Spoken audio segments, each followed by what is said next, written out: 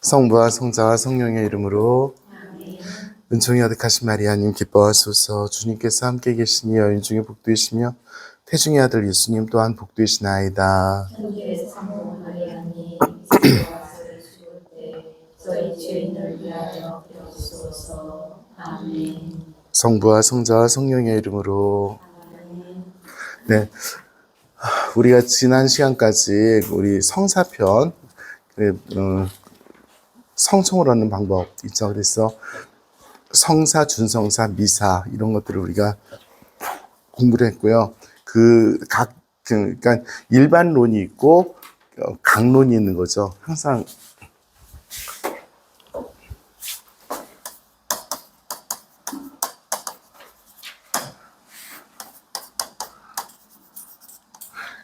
예를 들어서 그러니까 신학이라고 한다면요. 신학.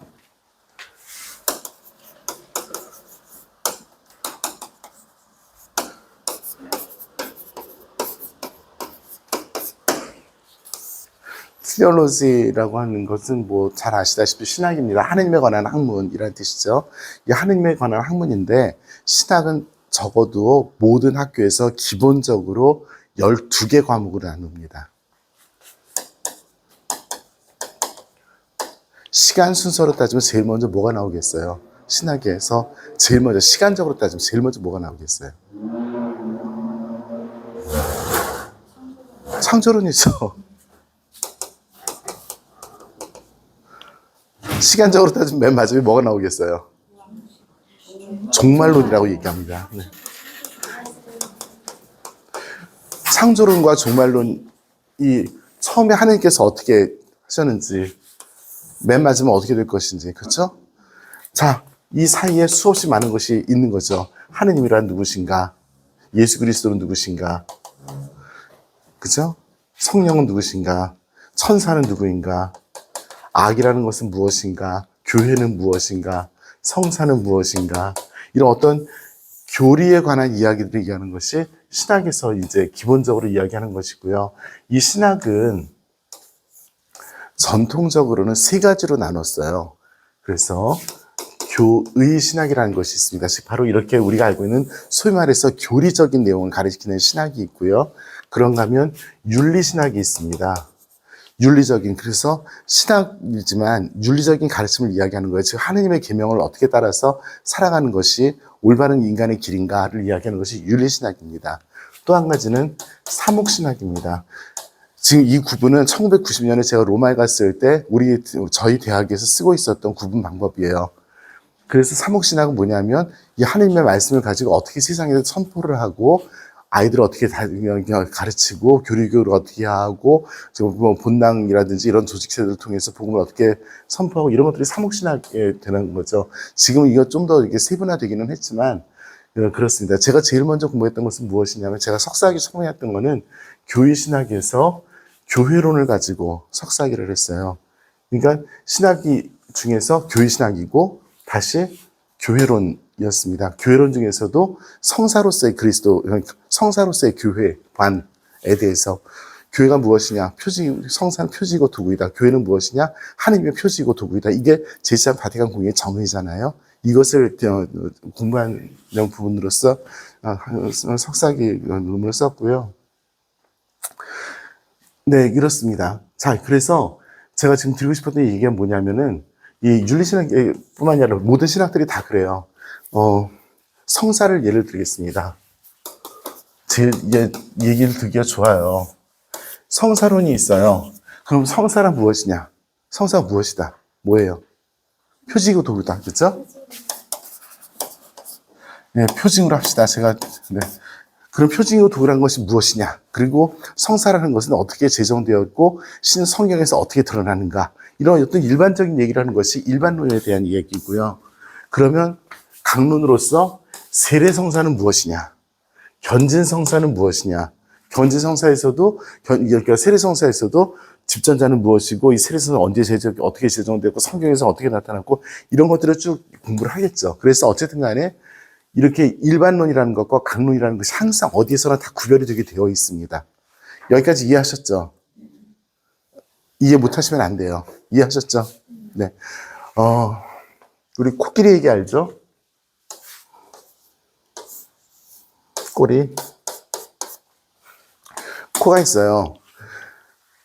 하느님이 이 코끼리라고 얘기했을 때 우리는 코끼리가 하느님이다라고 이야기를 해야 되는 것이 일반론입니다. 그런데 이 코끼리에는 코가 있는데 이렇게 생겼다. 그쵸? 다리가 있는데 이렇게 생겼다. 몸통이 있는데 이렇게 생겼다. 귀가 또 이렇게 크잖아요. 귀가 이렇게 생겼다. 이렇게 이야기하는 것이 강론인 거죠. 네. 자, 사람에 대해서도 우리가 일반론과 강론을 구별해서 해야 될 텐데, 잔소리하는 시간은 아니지만, 이걸 가지고 이렇다고 얘기하지 절대 마세요. 이걸 가지고 이렇다고 얘기하면 안 됩니다. 이걸 가지고 여기서 해야 되는 거지. 예를 들어서 오늘 어떤 사람이 나에게 뭘 했어요. 그것이 나의 첫 번째 인상일 수 있어. 그런데 그 사람은 나한테 그 사람은 그거야 라고 정의를 해버리면 이제 일반화되는 거잖아요. 그럼 정말 잘못할 수 있는 거죠. 예를 들어서 누가 나하고 좋은 관계 있으면 그 사람이 무조건 좋을 수도 있고 그 사람이 나하고 안 좋은 관계면 무조건 나쁠 수도 있고 그런 건데 그렇지 않을 수 있는 거잖아요. 얼마든지.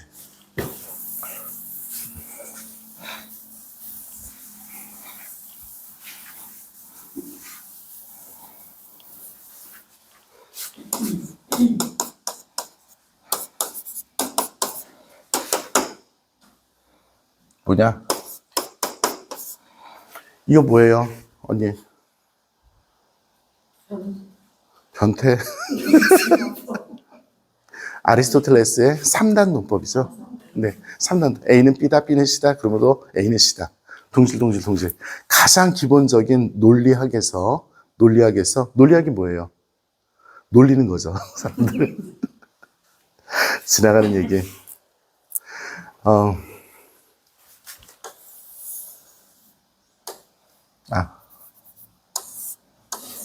뭐처럼 생겼어요? 한번 써줄게.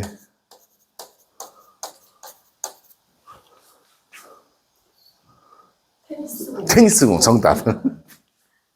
아니, 신학교 때 우린 선후배 서열이 굉장히 강하잖아요. 옛날에 엄청나게 강했지. 그리고 선배가 반에 한두 명씩밖에 없으니까 무섭잖아요. 근데 제가 들어갔을 때 2학년 때 학장 신부님이 나이가 그때 60이 넘었어요. 60이 넘었는데 한참 무서운 신부님이죠. 한참 고참이시고. 그런데 영성지도 신부님이 계신데 이 양반은 그분보다 더 선배야. 근데 영성지도 신부님이 하루 종일 뭐 하냐면은 안성 출신이에요. 그분은 신학교에서만 살았어. 신부대에서 살았어. 소신학교에서 선생님으로 라틴어를 가르치셨고 아이들하고 놀다가 대신학교에 가서 그냥 상주하면서 사는 거예요. 그래서 애들 고해성사 주고 그렇게 쭉 살았는데 이분은 운전면허를 못 땄어요. 운동신경이 그렇게 뛰어났는데 왜냐하면 얘 때문에 하루 종일 공차기 테니스 치기 이게 당신의 업이야.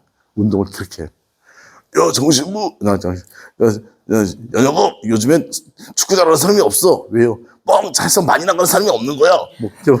그 개념이에요. 축구 잘하는 사람, 뻥차 많이 나가는 사람, 차범근, 그다음에 헤딩 잘하던 사람 누구야? 키 크는. 차범근 시대 키 크고 헤딩 한 1000개쯤 한 골 넣는 사람 하나 있었어요. 네. 그 시대 사람. 우리 논리학을 가르치던 신부님의 학생인데 할아버지잖아. 막 강의하고 있는데 문이 드르륵 열려. 야, 백민관 신부님이야. 민관아, 공 치러 가자. 네. 강의하다 말고 나가죠. 그래서 테니스 치는 거예요, 둘이서. 월요일 아침에 땅땅땅땅. 네. 그렇게 테니스를 쭉 끌려가서 치시던 신부님께서 우리 논리학을 가르치셨는데 아리스토텔레스 한돈론법입니다. 제가 이걸 왜 말씀드리냐면 그냥 맛보라고. 자, 철수는 0이다. 0이는 나쁘다. 그러므로 철수는 나쁘다. 돼요, 안 돼요? 네. 논리적인 어떤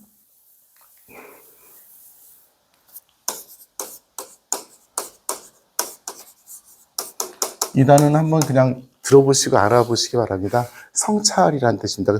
사고예요. 생각하는 것. 성찰이라면 양심 성찰의 뜻이 아니라 생각한다는 뜻입니다. 그 어떤 논리적인 성찰, 이 뱅글뱅글뱅글뱅글 논리로만 돌 때가 있어요. 사람 놀리는 거지. 전곡을 찌르지 못하고. 기도도 마찬가지예요. 뱅뱅뱅뱅 돌아. 하나님 당신은 좋으십니다. 멋있습니다. 그러므로 세상은 아름다워야 합니다. 너나 잘하라고. 이게 안 되는 경우들이 있잖아. 그죠? 네. 이거의 장점이면서 단점이기도 합니다. 자, 어쨌든 모든 학문은 일반론과 강론이 있습니다. 그래서 우리가 이 교리서의 구조도 보면은 강론이 있고 일반론이 있는데 저 지금 아주 고통스러운 문자를 지금 계속 주고받고 있습니다. 미치겠습니다.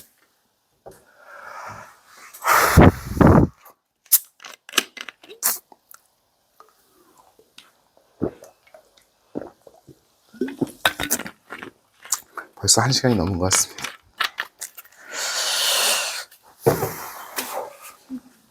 네? 못 봤어요. 감사합니다. 네.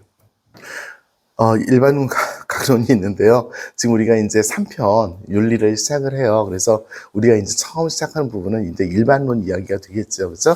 그리고 나서 이제 강론을 이야기할 텐데, 자, 저를 보세요. 몇 가지 개념을 먼저 말씀을 드리고 시작을 하겠습니다.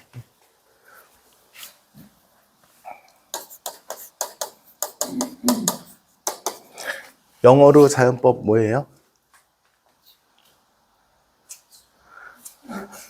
내추럴 로.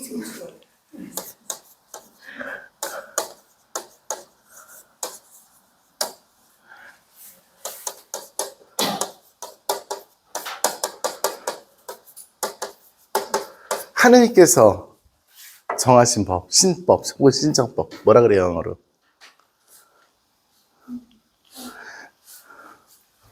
내가 여자야?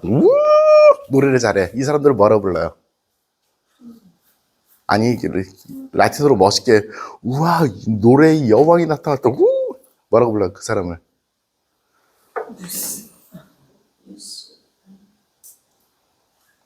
내가 이럴 줄 알았어.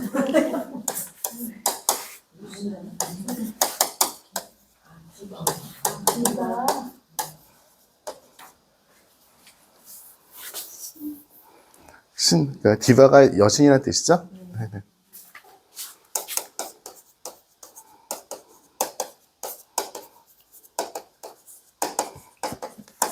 현행법은 뭐라 그래요? 이건 조금 고급 단어다. 형님, 영어 잘하잖아, 우리 중에서. 네, 이건 그냥 알아두세요. 그냥 좋은 단어고 애들한테도 알려주면 좋아요. 굉장히 황당할 거야.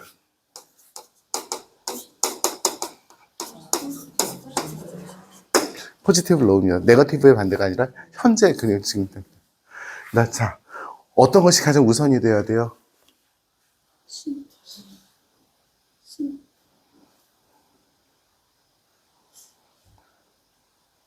우리 그리스도교인들에게 가장 우선이 돼야 되는 법이 어떤 법이에요?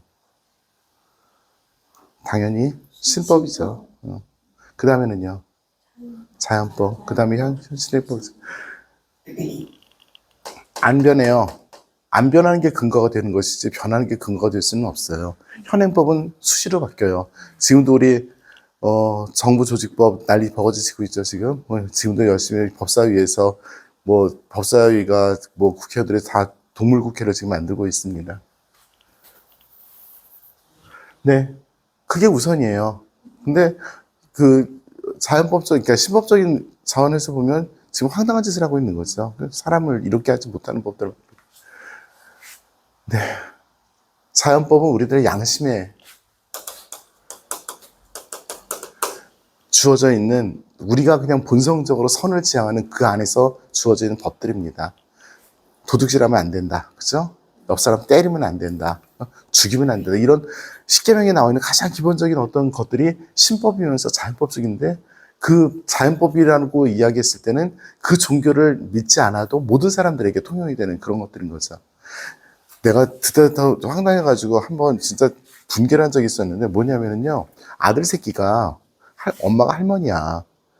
나이 80 이렇게 되신 할머니인데, 엄마가 말을 안 들으면 군대에서 주는 벌을 준다는 거야. 이렇게 서 있게. 그럼 뭐, 이 새끼가 사람이냐고. 근데 그 방송하는 사람들이 말을 조심해서 하잖아. 근데 단호하게 얘기해요. 이건 폐륜입니다. 라고 얘기를 해요. 당연히 폐륜이지. 어떻게 자식 새끼가 엄마를 갖다가 그냥 말이 안 되잖아. 안 되잖아.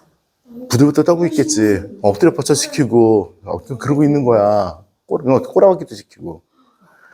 꼬라박기 해본 사람 어디서? 해봐봐. 분위기 좋아. 저게 구두 닦는 솔 있죠? 거기 이렇게 모서리를 세워놓고 거기다 꼬라박고 있어 봐봐. 우리 맨날 그런 거였어. 짐을 맨날 흐르고. 치약 뚜껑에다 한번 해보세요. 어떤가? 그리고 이거 이렇게 엎드려 뻗쳐야지. 이렇게 엎드려 뻗쳐봐. 근데 이렇게 비틀어서 구두 위에다가 해봐봐. 어떻게 되나? 군대 가봐. 박정희한테 물어봐. 자, 그러던 시절이 있었어요. 근데 그걸 시키는 거야. 그건 뭐예요? 폐륜이잖아. 근데 예를 들어서 신앙이 없는 사람도 그걸 폐륜이라고 여기잖아. 이런 것들이 잘못적인 거죠. 자, 이렇습니다. 자, 먼저 이거 한 가지 먼저 기억을 합시다.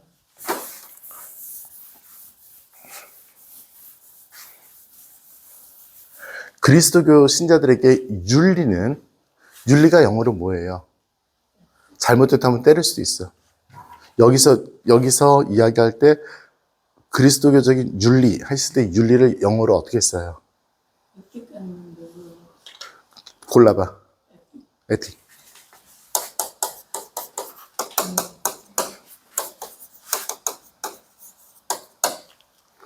에틱스하고 모럴스의 차이점은요, 형님?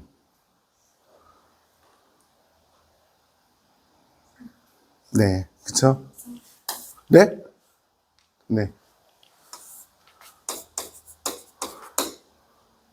모스라는 말이 뭐예요? 모스는 그냥 사람들 사이에서 돌아가고 있는 풍습 이런 것들이에요. 에틱은 어떤 전제가 있고 그것이 신적인 전제에 의해서 주어지는 윤리들이에요.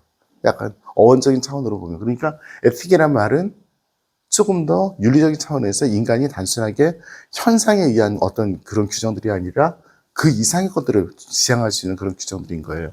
여기서 우리 그리스도교에서 윤리를 이야기했던 이것입니다. 그냥 일반 풍습에 의해서 만들어지는 서로 사람들 간의 상호적인 합의가 아니라 분명히 하나님의 계시에 의해서 만들어지는 그런 것들이 우리들 그리스도교의 윤리예요. 오케이? 네. 우리가 계시 종교잖아요. 그죠? 네.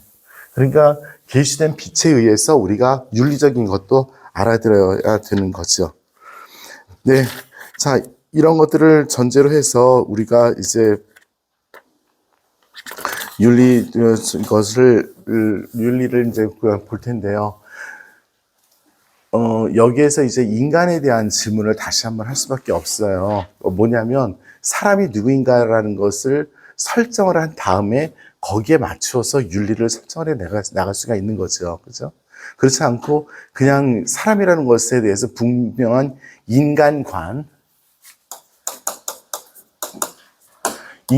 결여되어 있을 때는 그 어떤 윤리도 합당하게 사람을 위해서 봉사할 수가 없는 거가 되겠죠. 그래서 그리스도교적 인간관은 굉장히 중요합니다.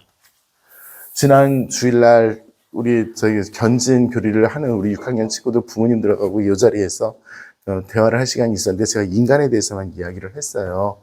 거기가 가장 중요하다고 생각을 해서 그래서 그 이야기가 좀 중복이 될 수 있어서 뭐 중복되신 분이 계셔서 좀 재미없겠지만 잠깐 더 이야기를 하겠습니다. 인간이 누구인가? 자, 인간이 무엇이냐라는 질문이 맞아요, 안 맞아요? 인간이 무엇입니까? 라는 질문이 맞아요, 안 맞아요?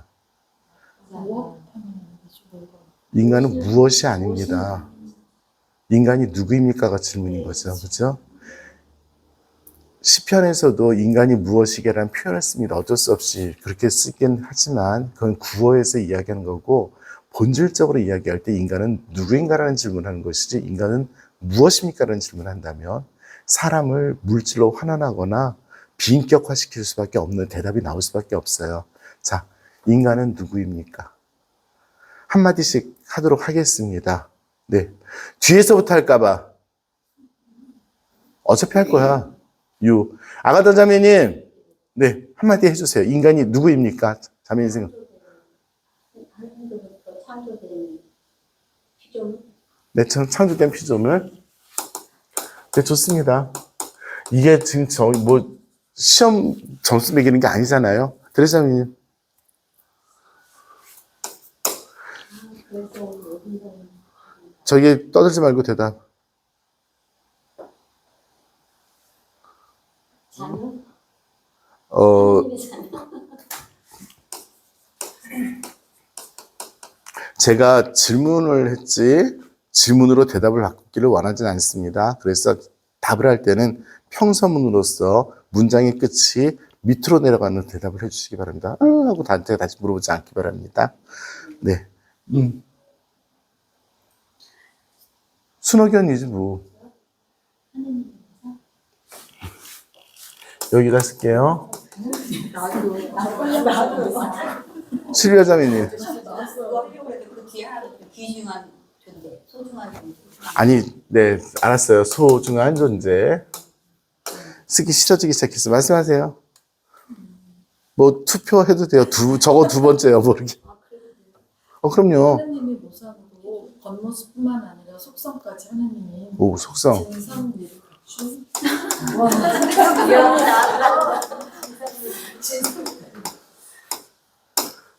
네. 속성. 하나님이 하신 말씀 아니, 내가 본인들의 걸 물어봤지, 내 거를 갖다 바뀌었어요. 제가 이제 들으면서 아닌가는 거. 굉장히 이기주의적인 것 같습니다. 기회주의적인 것 같습니다. 네. 저는 거기다 더 플러스 역시. 진상 존재. 아니, 지금 100원 받고 100원 더 붙이고. 정말 거북하다. 네. 플러스 다시야. 아무거나 해. 네. 플러스 원.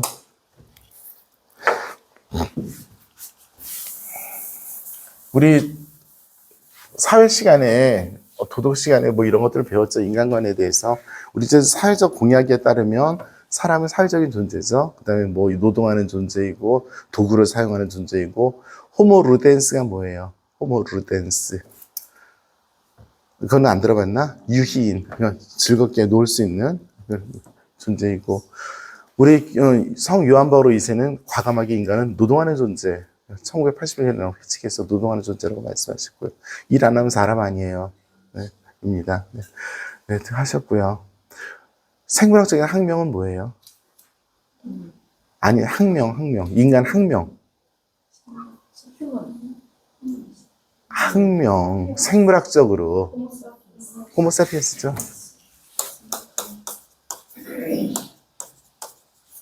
하나 더 있는데, 여기 뭐 하나 더 붙잖아.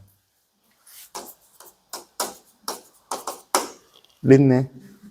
이거 학명 붙인 사람 이런 거 항상 붙게 돼 있잖아. 호모가 뭐예요?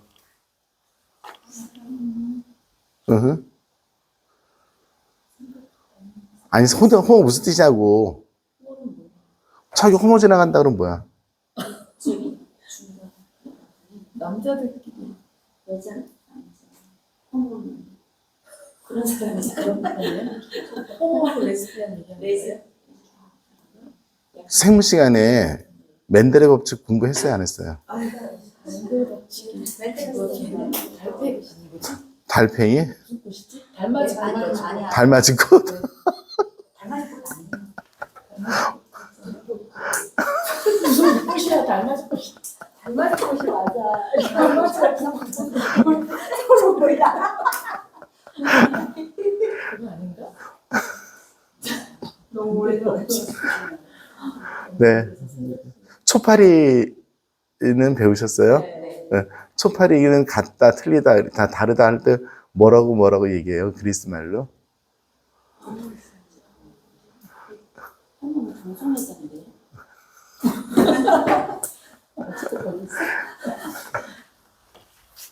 라틴어예요. 사피엔스는 뭐예요? 지혜. 사피엔시아가 지혜예요. 그러니까 이게 너무 웃긴 게 의학이잖아. 의학은 과학적인 거잖아. 과학인데도 어떻게 지혜라는 걸 썼는데 지혜가 질량화돼서 측정이 가능해요?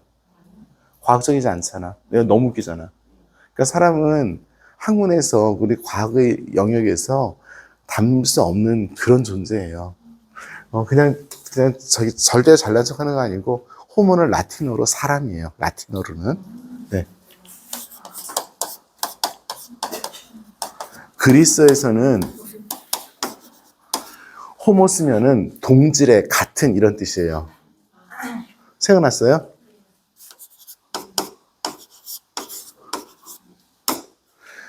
반대가 헤테로. 호모, 헤테로, 호모, 헤테로. 이거 초파리 할 때 호모, 헤테로, 호모, 헤테로, XY점은 안 했어요? 그러면? 안 했어요. 그럼 뭐라고 했어요? XY, XY? 네. 네, 네. 호모, 헤테로 그러죠. 그래서. 아니야, 나도 소외생도 안 그랬어. 네. 네, 아니에요. 중학교 때 배운 거예요. 우리 임창식 선생님한테 배웠어요. 중학교 2학년 때. 네. 네네. 호모는 여기서는 그리스 말이에요. 그래서 같다는 뜻이고, 우리가 저 사람 호모다 할 때 그리스 말로 쓰고 있는 거예요. 동성애. 그건 남자, 여자 다 똑같이 동성애라는 표현은 호모인 거고요. 거기서 남자는 이거고 여자는 그거고요. 자, 어쨌든 간에 호모가 사람입니다. 프랑스 말로 사람이 뭐예요? 여기서 나온 거예요. 그렇죠? 좋습니다. 사람은 우리 전통적인 그리스도교의 그 관점에 따르면 네 가지 영역이 있다고 표현해요.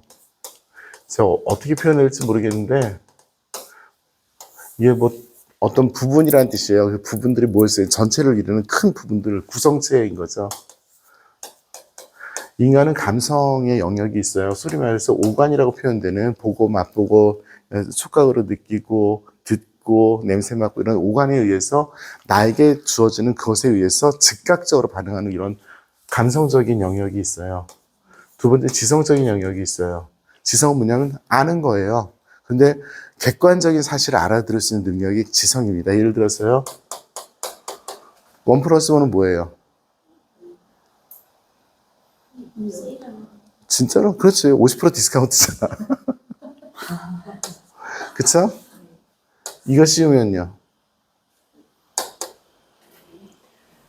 루트 2는? 그쵸? 이런 것들을 아는 게 지성인 거예요. 이거 가지고 지랄하시는 인간들이 있죠. 잘났다고. 뭐, 이것만 주장해서 이것이 우리나라 사회도 마찬가지예요. 이것이 그 사람의 도덕성과 직결된다고 착각하는 인간들이 있어요. 지금 특별히 정치편에서 이상한 애들 많아요. 배운 사람이 왜 그래? 배웠으니까 거짓거리 하지. 잘못 배운 게 아니에요. 배워서 거짓거리 하는 건 정말 나쁜 놈이에요. 그건. 배웠는데 거짓거리를 하면은 배운 걸 갖다가 악용을 한다는 얘기잖아. 정말 나쁜 놈이에요. 이성입니다. 이성은 뭐냐면, 여기서 담배 피우시는 분, 담배 사보신 분, 우리나라에 횡행하고 있는 담배 중에 레송이라는 거 있죠.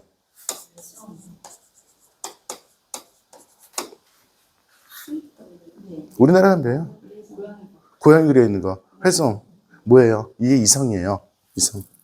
머리 쓰는 거. 이것은 정보들을 가지고 집합을 해서 자기 것을 만들어내고 그것을 가지고 자기의 삶을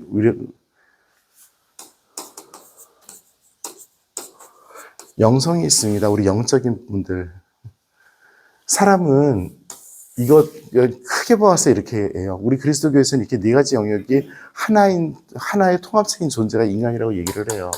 중요한 것은 이 것 중에서 어디를 가지고 살아갈 것이냐는 굉장히 중요해요. 나는 감각적으로 살겠다면 맨날 야동 보면 돼. 나는 이걸로 살겠다 그러면 그냥 학자하면 돼요.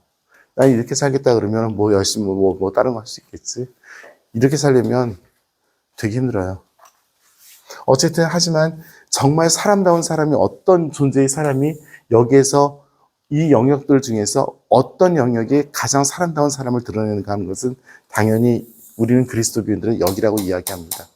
특별히 예수 그리스도는 참 사람이면서 참 하나님이시다는 것이 우리의 신앙 고백이잖아요. 사람이 이것을 통해서 하느님화 되는 것, 하느님과 비슷하게 닮아갈 수 있다는 것을 확신하는 사람들이 그리스도교 신자들이고 그 믿음이 포기된다면 이 자리에 앉아있을 필요가 그 누구도 없어요. 성당이 무슨 승현아 잠 깨! 요 굿모닝. 맨날 피곤해가지고 고생하는데 물 좀 줄까? 그래. 더 잘래? 맑은 정신으로 자. 우리 친구들끼리 하는 말. 막 깨워. 깼어? 맑은 정신으로 자. 네, 그렇죠. 우리 하루하루 일상이 다 힘들어요. 네, 화이팅하고. 네, 이 영성을 통해서 사람을 보는 것이 정말 중요합니다.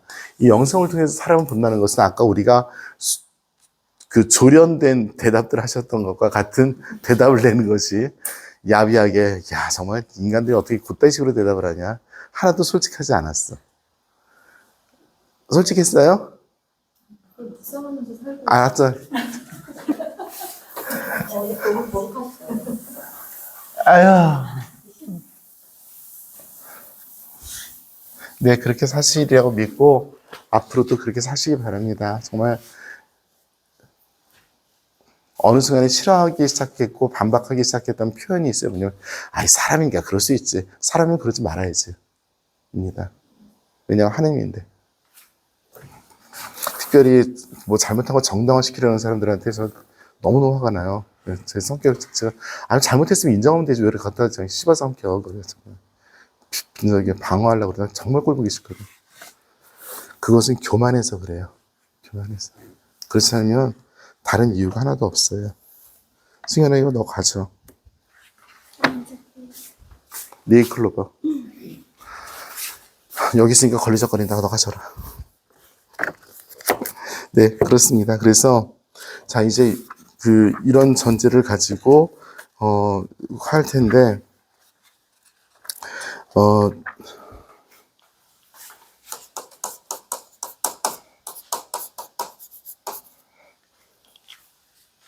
자유와 자율. 자유는 뭐예요? 우리 말로 다 표현하지 못해도 그건 줄 알 수 있겠죠. 자유라면 어떤 거예요? 우리 스스로가 제어할 수 있고 통제할 수 있는 그런 거라고 생각하죠. 그러면 자유 개념이 커요? 자율 개념이 커요? 그렇죠? 네. 자율은 자유에 대한 어떤 통제 개념 혹은 보전 개념 이런 것들인 거죠. 네. 근본적으로 사람은 자유인이에요? 자율인이에요? 네, 좋습니다.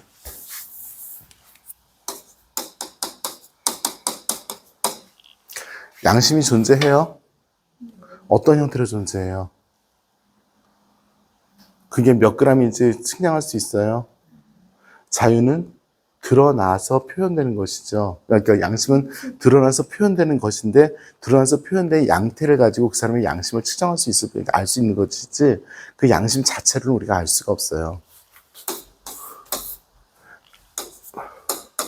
우리 가끔 이렇게 별점 같은 거 뭐 10점까지 주든지 5점까지 주든지 이러잖아요. 양심이라고 하는 것은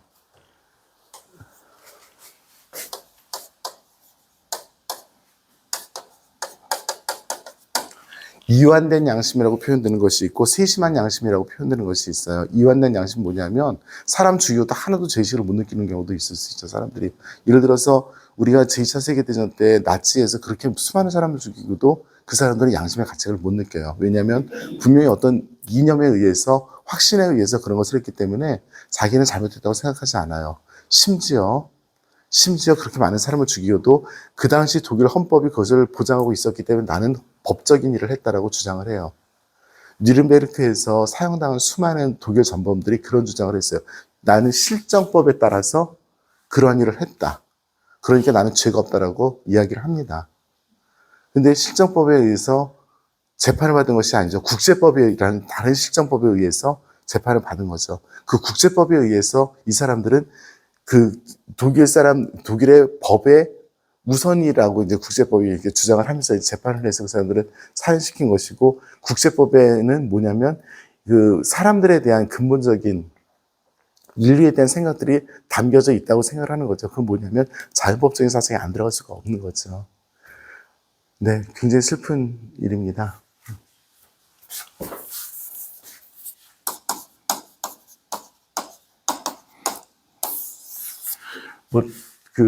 독일의 대학생 연합인데 백장미라고 들어보셨는지 모르겠어요. 히틀러를 암살하기 위해서 만들어진 대학생 연합입니다. 들어보셨어요?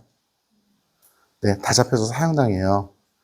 사형당하는데 나중에 독일 헌법재판소에서 전쟁 이후에도 이 사람들에 대한 이야기를 헌법소원을 하죠. 이 사람들에 대한 사형 판결이 잘못됐다는 것을 주장을 합니다. 근데 제가 마지막까지 확인한 것이 1980년대까지만 확인했는데요. 헌법재판소의 결정은 당시 헌법에 따라서 집행된 정당한 재판이기 때문에 이상 정당하다고 헌법재판을 합니다. 그 당시 헌법에 따라서 이 사람들은 독일 총통인 국가 원수를 살해하려고 했기 때문에 반역자인 거예요. 전쟁이 끝난 지 40년이 지났음에도 불구하고 그랬습니다. 우리나라 지금 다시 무기수들 전향하지 않고 있는, 전향이 아니라 무기수들 지금 어려가지 죽은 사람들 헌법 소원해가지고 다시 이렇게 재판하고 이런 일이 벌어지잖아요. 가장 대표적인 것이 인혁당 사건 들어보셨어요? 모르시면 안 됩니다. 인혁당 사건.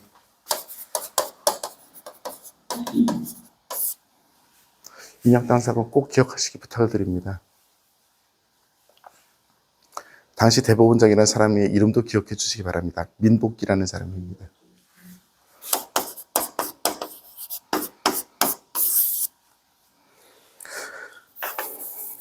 사형이 결정되기 전에 이미 사형장 청소하고 있었고요.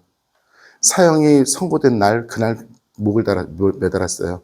역사상 유례 없이 사형이 선고된 날, 대법원 확정된 날, 그날 목을 매달았습니다.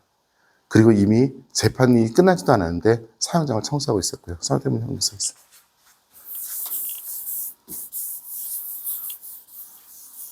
네.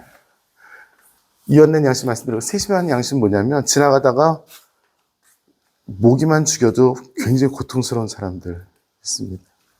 정말 마음. 양심이라고 하는 것은 고정된 형태가 아니라 생명체와 같아서 여기서부터 여기까지 계속 왔다 갔다 합니다. 우리들의 경험에 따라서도 보면 알지만 우리 어렸을 때 가졌던 양심과 지금의 양심이 굉장히 다를 수 있어요. 그것이 성장한 과정에서도 좋은데 무엇인가 달라진 것들이 우리들 안에 있는 거죠. 그죠? 그렇다면 건강한 양심은 어떤 양심일까요? 어떤 양심이 건강한 양심일까요? 라틴어로 쓰겠습니다. 제가 굉장히 좋아하는 단어입니다.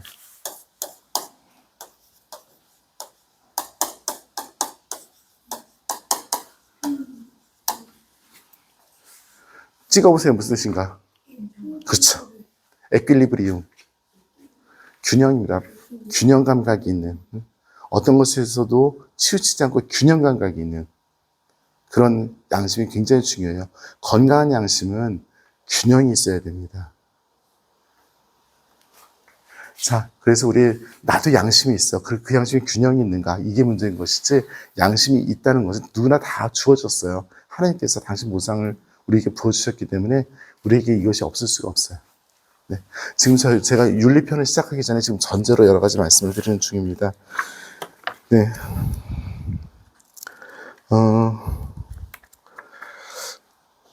네. 대충 양심, 죄의 얘기는 나중에 해도 좋을 것 같고요.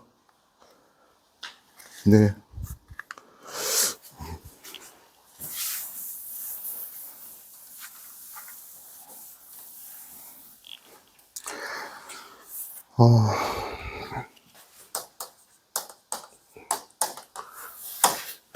도덕과 죄. 자, 죄를 지으려면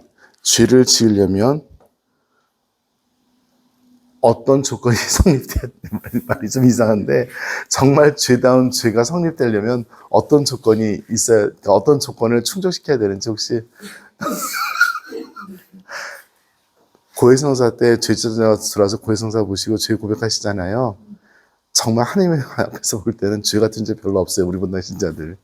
죄 아닌 거 가지고 와서 찔찔 짜고들 앉았어. 살다 보면 그럴 수도 있는 건데. 죄가 되려면 어떻게 해야 돼요? 우리나라 형법을 한번 생각해 보세요. 우리나라 형법에서 정말 이건 죄다라고 규정을 하는 땐 어떤 것들을 가지고 규정을 해요? 상대방에게 해를 주는 것을, 해를 주는 거죠. 근데 해를 주는 걸 알았어야 돼요? 몰랐어야 돼요? 알아야 돼요. 의도가 분명히 있어야 돼요. 의도 좋습니다. 또 뭐가 있어야 될까요? 어떤 죄를 지어요. 어떤 잘못을 해요. 근데 그 잘못을 특정 지어서 어떤 사람에게 할 건지. 예를 들어서 살인을 하는데 불특정 다수로 하는 것도 의도가 있는 거예요. 그러니까 정해놓은 거예요. 불특정 다수라는 대상을 정해놓은 거죠. 그런가 하면 작심하고 누구를 죽일 수 있죠. 예를 들어서 뭐 저기 뭐 우리 맨날 사건에 나오잖아요. 뭐 이혼한 마누라가 변심을 할 것 같으니까 죽여버렸다부터 시작해서 데이트 별 개 같은 대상이 분명해야 돼요. 그리고 또 한 가지는 이 행위가 어떤 결과를 초래할지 분명히 알고 있어야 돼요. 저는 그러려고 하지 않았어요. 그래, 알아. 그게 법으로 먹혀요. 의도가 없지. 내가 그거를 그 결과에 대해서 내가 인지하지 못했다는 것에 대해서. 죄가 되려면 적어도 이것에 대해서 명시적으로 자기가 알고 있었을 때 정말 죄다운 죄가 돼요. 그러니까 정말 죄짓기 힘들죠? 네. 죄짓기 힘들어요. 내가 생각과 말과 행실로 지은 죄가 죄와 함께 또 한 가지 뭐예요? 습관된 거, 나도 모르게. 그러니까 정말 죄짓기 힘들지만 습관돼 가지고 하는 것도 있어요. 나도 모르게 그 루틴에 의해서 반복적으로 계속되는 거. 이거는 내가 그 죄의 상태에 빠져 있는 거죠. 그때는 그 패턴으로 내가 행동을 하는 거예요. 똑같이. 어떤 사람 보면 똑같이 무시하고 그 사람만 특별히 예를 들어서 우리 그 18놈의 새끼는 못나신 분인데 같이 막 얘기 사서가 나다 딴 사람 오면 그 사람 막 이렇게 깎아내리는 그런 누가 됐던 간에 그런 패턴이에요. 그러니까 그 다른 사람에게 잘 보이기 위해서 같이 이 사람을 대할 때가 다른 거야. 둘이 있을 때는 막 이렇게 하다가 딴 사람이 오면은 이 사람을 막 그냥 이렇게. 근데 이걸 한번 잘 보세요. 가족들 중에서도 특별히 그런 경우들이 있을 수 있어요. 가족들 중에서도 뭐 잘 해주다가 갑자기 딴 사람이 오면 막 그냥 뭐 못생긴 남자들, 남편들. 약간 우리 아버지도 그랬어. 자, 그렇습니다. 근데 그래서 루틴으로 습관된 것들, 이런 것들도 죄의 범죄에 들어가요. 불특정으로 내가 의도하지 못했다 하더라도 그래요. 그래서 우리 저녁에 양심 성찰할 때 생각과 말과 행동으로 내가 의지적으로 이렇게 한 것뿐만이 아니라 나도 모르게 습관된 것. 그리고 고해성사에서도 이밖에 알아지 못한 죄도 지가 성찰할 수 없는 죄들도 있어요. 그 사람 능력으로는 지가 맨날 하는 짓거리인데도 몰라. 그럴 수도 있어요. 도덕도 죄도 똑같은 카테고리입니다. 도덕도 내가 무엇을 하는지, 어떤 대상을 하는지, 어떤 결과를 하는지 알고 행동을 했을 때 그것이 도덕적인 행동이 되는 거고요. 죄도 똑같은. 오케이? 죄짓기 힘들죠? 그러니까 편하게 사세요. 죄를 지으려면 좀 죄 같은 죄를 좀 지어서 예를 들어서 뭐 누굴 죽인다든지 뭐 이 정도 한 다음에 와서 고해성사를 들어야지. 그래도 좀 재밌지. 맨날 와서 미사 빠졌습니다. 헌금 더 내. 네. 하느님께서 그럴 수 있어 라고 하는 죄들은 그럴 수 있는 거예요. 근데 그러지 말아야 되는 죄들은 짓지 말아야 돼요. 죄는 확산적인 성격이 있어요. 작은 죄를 지으면 그 죄의 파급 효과들이 있고요. 또 한 가지는 죄는 나의 양심을 계속 무디게 만들어요. 그렇죠? 네. 무슨 강론 시간 같은 것 같아서 죄송합니다. 네.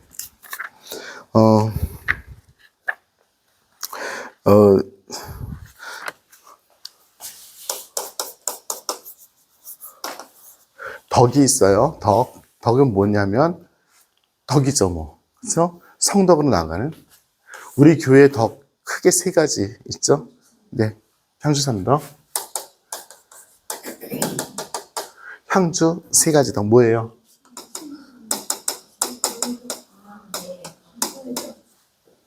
이 중에서 가장 우선은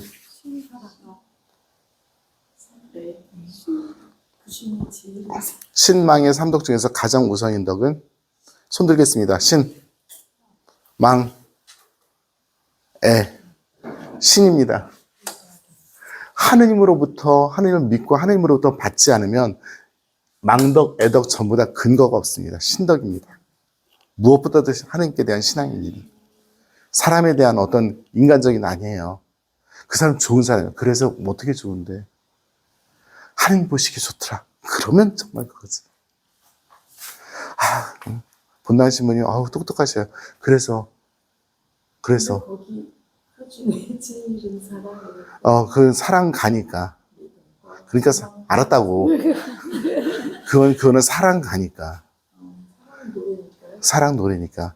성모일도 찬미가들 중에서 분명하게 얘기를 해요. 무엇보다 신앙이 앞서가면서. 무엇보다. 네. 그리고, 네. 당연히 이거죠. 하나님께 대한 믿음이지. 하나님께 믿음 없이 이런 것들은 다 인간으로도 흐를 수 있어요. 서로. 두 번째 뭐예요? 현수함 또 다음에. 복음? 뭐예요?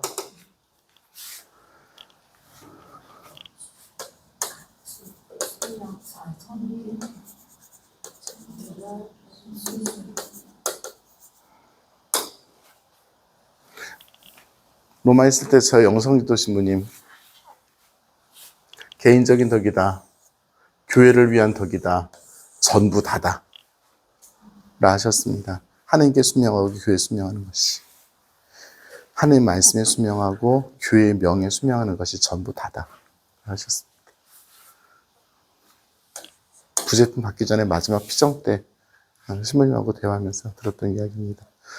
그래서 적어도 이것만은 제가 끝까지 지키려고 엄청 노력하는 중입니다. 뭐 순명하는 게 뭐겠어요. 가르치는 대로 가르치고, 그죠? 싫어도 하고, 인사말령에 불만 갖지 말고. 그래도 비전은 괜히 왔어, 씨.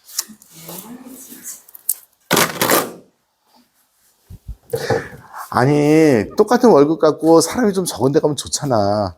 그 차원이지. 신사들도 많은데 월급도 더 많이 주는 것도 아니고.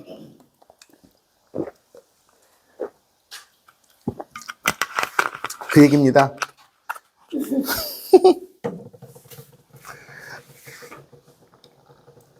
그 자식 진짜. 자, 뭐 빠졌을까요? 그쵸.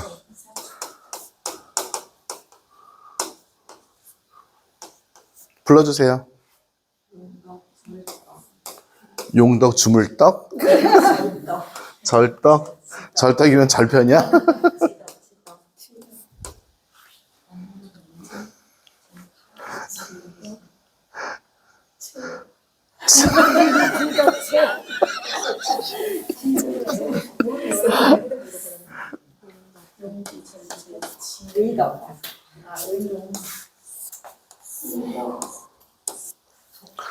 플라톤이라는 사람이 있습니다.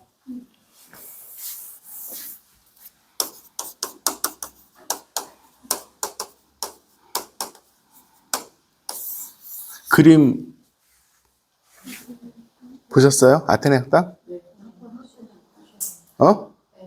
아테네 학당이란 그림 네, 봤죠? 거기에 그리스 시대의 학자들, 뭐, 과학자, 수학자, 철학자, 뭐, 정치가 이렇게 쭉 그림이 있는 건데, 거기에 플라톤과 아리스토텔레스가 걸어갑니다. 를 찾아주세요. 들고 있는 것이, 빨리 찾아주세요. 아테네, 저 빨리 찾으라고. 말하지 말고. 순명. 교수님의 말씀에, 아테네 학당. 누가 그랬대요? 라파엘로? 와우. 라파엘로가 뭘 그랬다고요?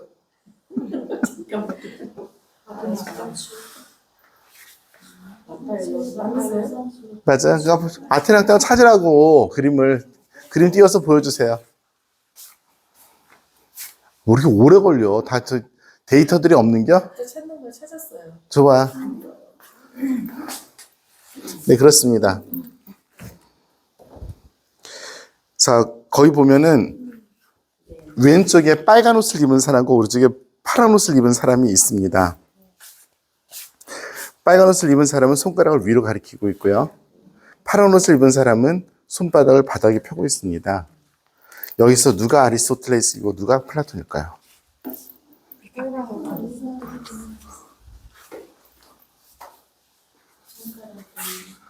손가락 A가 누굴까요? 소크라테스 아니고 아리스토텔레스와 플라톤 둘 중에 한 명이었습니다. 한 사람은 아리스토텔레스고 한 사람은 플라톤입니다. 위를 이렇게 가리는 사람이 누굴까요?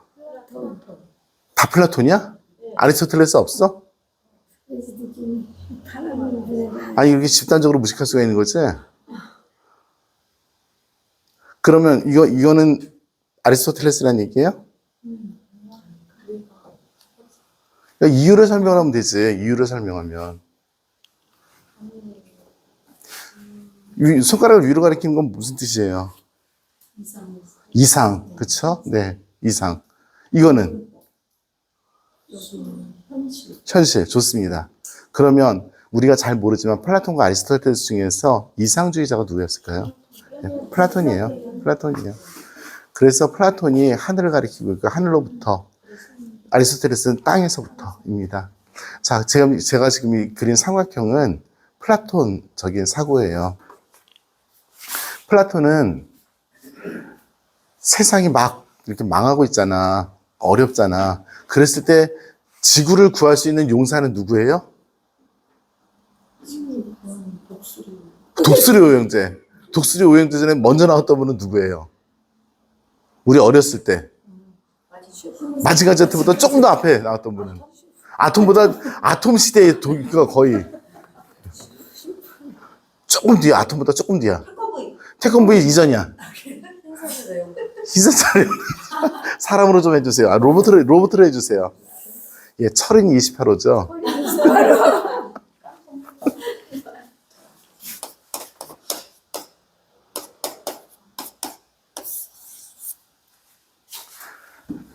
플라톤은 철인 정신을 주장합니다. 즉, 철인이 한 사람이 있어서 이 사람은 나이가 40 이상이어야 되고 지성을 갖춰야 되고 등등 자격증을 가진 이 사람이 통치자가 되어야 된다. 왜냐하면 하늘로부터 알 수 있으니까. 그냥 철인이야, 철인. 네. 네.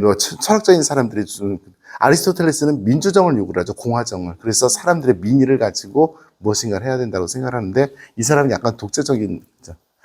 플라톤이 바라보았던 그래서 완전한 이상적인 세계는 무엇이냐면 이런 세계입니다. 통치자, 군인, 노동하는 천민들이라고, 노예라 그래야 돼요? 천민이라 그래야 돼요? 일하는 사람들, 농사를 하거나, 뭐 이런 것 등등.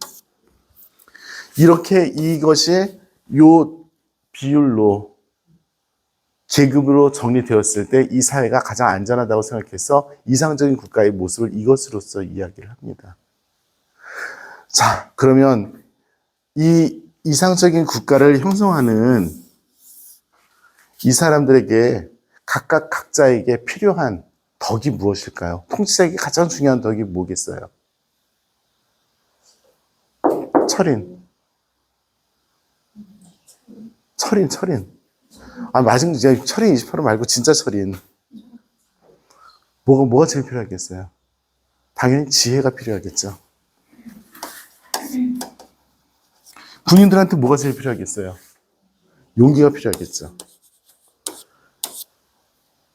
노동자, 농민들, 이 사람들이 뭐가 필요하겠어요? 하루를 버텨낼 수 있는, 노동을 이겨낼 수 있는 절제가 필요하겠죠. 이렇게 절제와 용기와 지혜로서 이것이 이루어질 때, 한 사회가 잘 이루어질 때, 나갈 때 무엇이 이루어지냐면 정의가 실천됩니다. 이게 사추덕이에요. 이 네 가지가 사추덕이에요.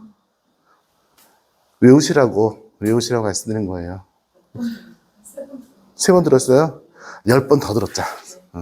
네. 네, 그렇습니다. 그래서 우리 교회에서 덕이라고 이야기할 때 이렇게 3가지 덕이 윤리적인 덕임을 미리 말씀을 드립니다. 지금 저희 들어가기 전에 얘기하는 거예요. 일반론이에요, 지금 거의. 일반론에서 먼저 일반론 들어가기 전에 개념 정리.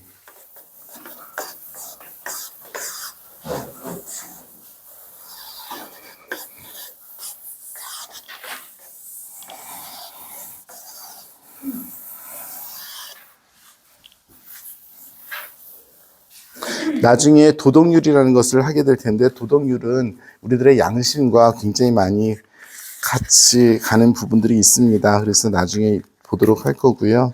네, 그리고 뭘 좀 더 하면 좋을까? 네, 대충 이 정도 하면 좋을 것 같습니다.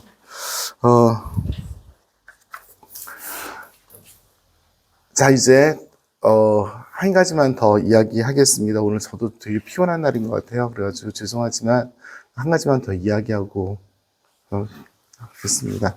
아까 인간이 누구이냐라는 질문을 드렸고요. 굉장히 좋은 아름다운 대답들을 많이 하셨는데 아주 그리스도적이어서 감사하고요.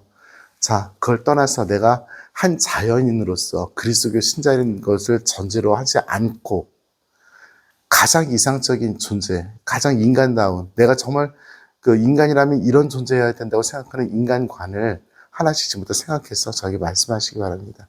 인간은 어떤 존재인가를, 그게 정말 이상적인 인간 존재라고 생각하는 그것을 하나씩 지금부터 정리해서 저에게 말씀하시기 바라는데요. 네, 말씀 한번 해봅시다. 네. 시작하겠습니다. 이렇게 돌겠습니다. 출발. 함께하는 거. 네, 좋습니다. 함께 할 수 있는 존재. 제가 굉장히 죄송하지만 제가 가지고 있는 카테고리로 하신 말씀들을 조금 재해석을 해서 써놓을게요. 제 해석이 항상 옳다는 뜻은 절대 아닙니다.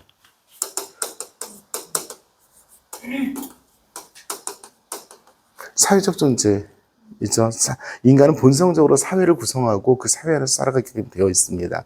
사회 없이 인간은 존재하지 못합니다. 우리가 경험적으로도 알 수 있는 것들입니다. 시리아 선생님. 네. 네. 네.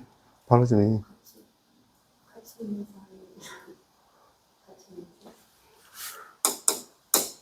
큰 그림으로 그리겠습니다. 나가자 선생님. 생각. 네, 좋습니다. 그냥 드레스님. 아름다운 존재. 이거는 제가 조금 다르게 해서 가치라고 얘기를 하겠습니다. 가치를 찾는 존재라고 얘기하겠습니다. 혹은 의미를 찾는 존재라고 이야기하겠습니다. 제가 같이 아, 나는 투게더라고 생각한 거야. 밸류가 아니라. 네네. 오케이. 좋습니다. 네, 같이. 이거라고 이해를 했어요. 그러니까 내가 그렇게 이해했다고. 말 끝난 다음에 얘기하세요.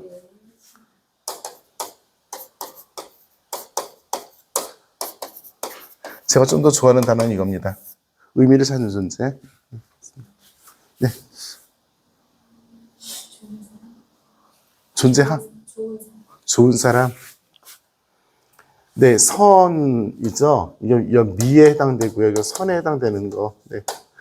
같이 그 진섬이 하나님의 속성 안에서 그냥 이해를 그냥 하겠습니다. 같이 의미 쪽으로.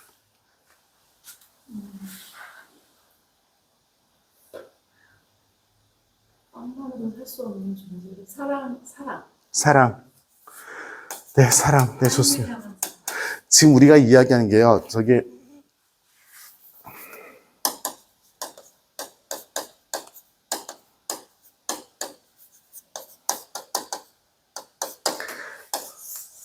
형이상학적 가치라는 것이 있습니다. 형이상학적 가치는 형이상학이 뭐예요? 형이상학이 뭐예요? 형이상학. 형이 상학이고 동생이 하학이고 그런 거예요? 형이 상학 영어로 뭐라 그래요?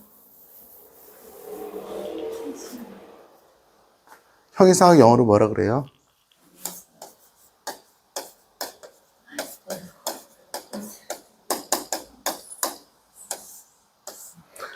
피직은 뭐예요? 피직. 뭐 눈에 보이는 모양, 양태 그런 거죠. 뭐 피지컬. 누가 불렀지?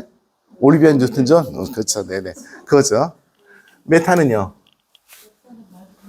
메타는 그리스 말에서 나왔어요. 그 이상이란 뜻입니다.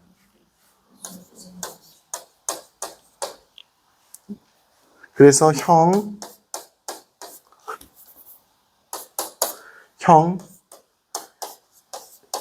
형체의 위에 있는 학문. 이게 형이상학이에요. 형이상학은 무엇을 공부하는 학문이냐면 존재를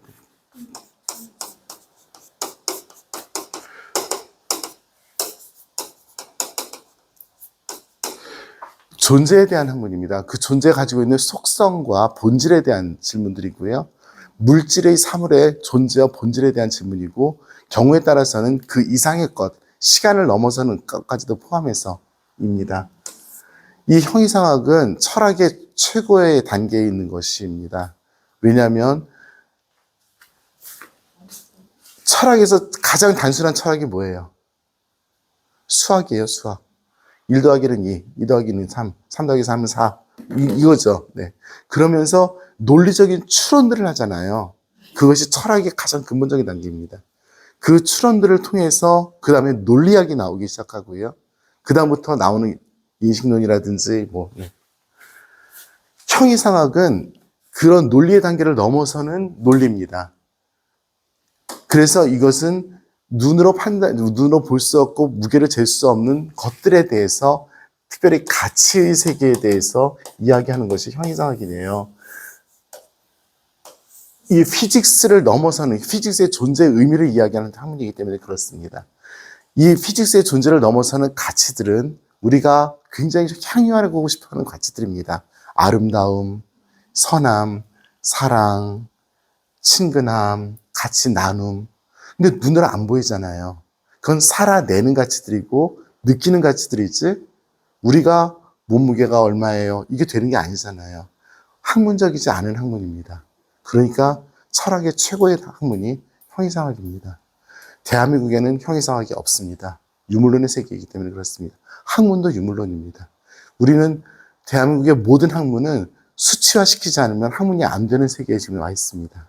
심지어 사람의 마음을 컨트롤하는, 연구하는 심리학도 그렇습니다. 물리학은 원래부터 숫자였죠. 물리적이잖아.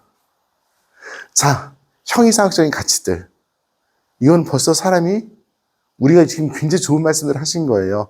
이 세상에서, 이 피직의 세상에 살면서 메타피직을 이야기한다는 것은 그만큼 우리가 무엇인가 그 이상을 이야기한다는 것이기 때문에 굉장히 멋있는 거죠.